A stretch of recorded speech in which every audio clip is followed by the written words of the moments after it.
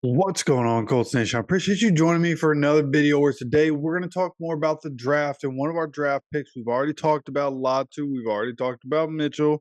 If you haven't watched those videos, then after this one's over, make sure you go check those out. But for this one, we're going to talk about Matt Goncalves. And I'm trying to figure out how to say it. I heard him say it in a video that I was watching yesterday, a press conference that he did, and I just haven't nailed it down yet. I think that was pretty close. So Goncalves, I'm pretty sure is how it is. I'll continue to work on that.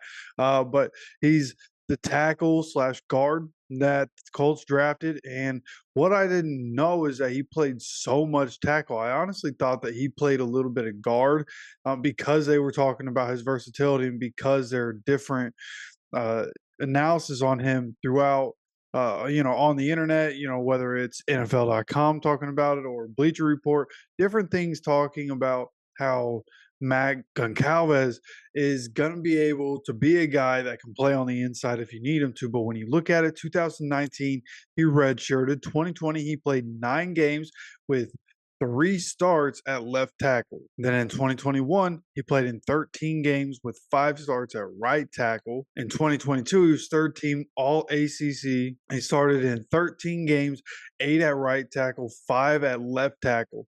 And then in 2023, started in 3 games at left tackle, then missed the rest of the season due to injury. Now, that injury is part of the reason he fell to where he did. Now, obviously, the Colts end up trading up a couple of picks, going to get him, make sure they can get him. If you look before the Colts picked at 79 to get him, there was a run on offensive linemen that was happening. So they went up, they got their guy, somebody that coming into the draft process, I talked about how, and I think I mocked him into 3 or 4 of my mocks. It just made sense for the Colts with where we're at on this particular channel. We have talked so much about Braden Smith potentially getting moved. Like when you look at the Colts, you look at all the money on the Colts, right? All the different players, all the different money situations.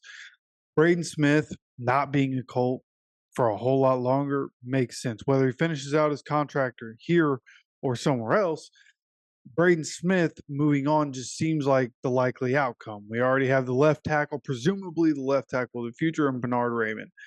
And if Braden Smith isn't going to be that guy with as big of money as he's making, Anthony Richardson is going to need a contract in a few years.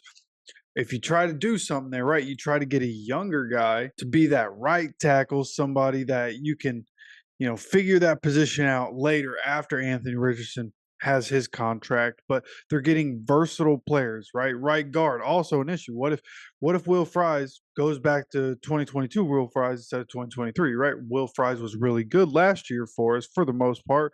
So coming into 2024, the offensive line is solidified, right? One of the better offensive lines in the year, really good coaching staff taking care of them. They're going to be another year in the system, should be very good.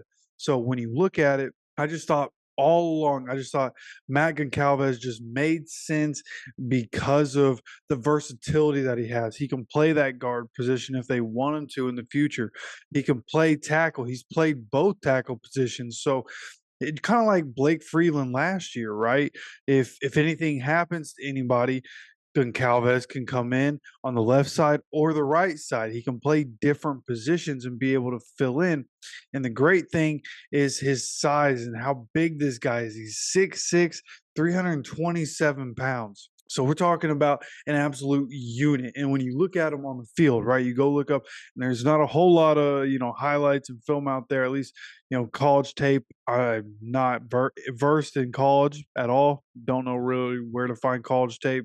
But from what I've seen, he's a people mover because of his size. He is a people mover, and he can, for as big as he can move, right? You look at his RAS, again, 6'6", 327, has a 30.5-inch vertical for as big as he is, and runs a 5'2". So it's not, blazing speed, right? Tanner Bordolini at center ran like a 4.94, and I think his RAS was at like 9.99. It's something really high for an offensive lineman. So when you look at Matt Goncalves, like running a 5'2" for as big as he is crazy, right? And being able to move the way he can move is really nice. Now, the good thing is when I was watching Behind the Colts, the production that the Colts put out about their draft and the different interactions that happened, they were talking to Goncalves before the draft, and the things that he was talking about, like they showed him a play. And we're asking him, okay, what can you do to be better in this situation? And he went through the whole thing, and I thought it was really impressive, like the detail in which he knew, like this is what I did wrong, this is what I could do to do better, and was talking about his footwork, was talking about his hands, was talking about his body placement, like everything that he was talking about, like he's watching the film, he understands what he needs to work on, and he's going to continue to work on it, which is why I've talked about how I think that in the future, Matt Goncalves, Tanner Bortolini, those guys are the future of the offensive line, right? Quentin Nelson, hopefully going to be here until he retires, and hopefully he's able to play 15 years, right? A real Hall of Fame type of career is what I feel like Quentin Nelson's trying to get to.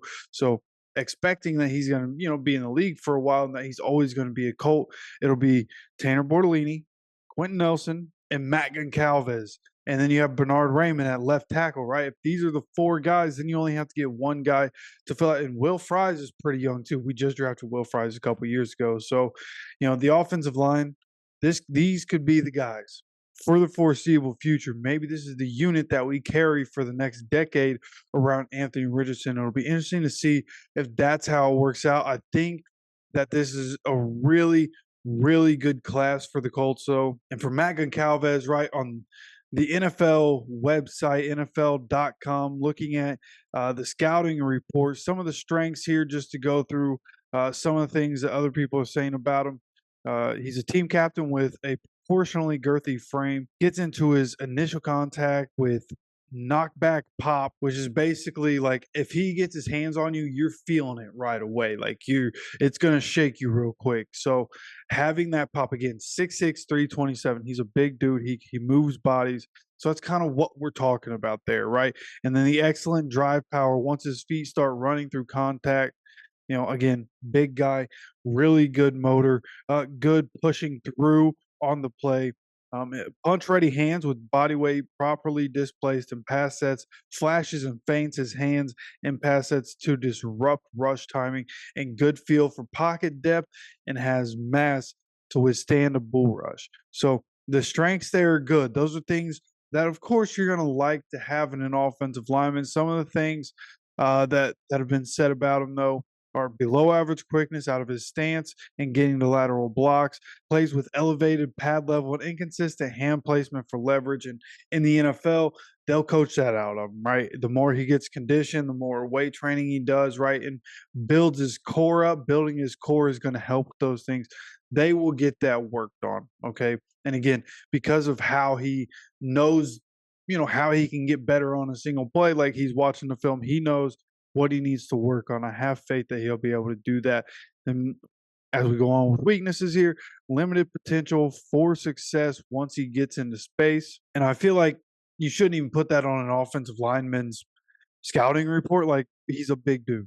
Yeah, no kidding. Success level in the open field, not great. Like, nobody really expects that from an offensive lineman, especially one that size. Okay. But then other weaknesses, small delay to stop and redirect weight to mirror change of direction. Got to expect a little bit of that, a little bit lower agility with as big as he is. That's just how that's going to go. Then the last weakness here, unable to open and accelerate quickly enough for rush recovery. And again, that's something that's going to have to be coached with weight training, becoming more explosive, right? You need to be explosive, need to be twitchy.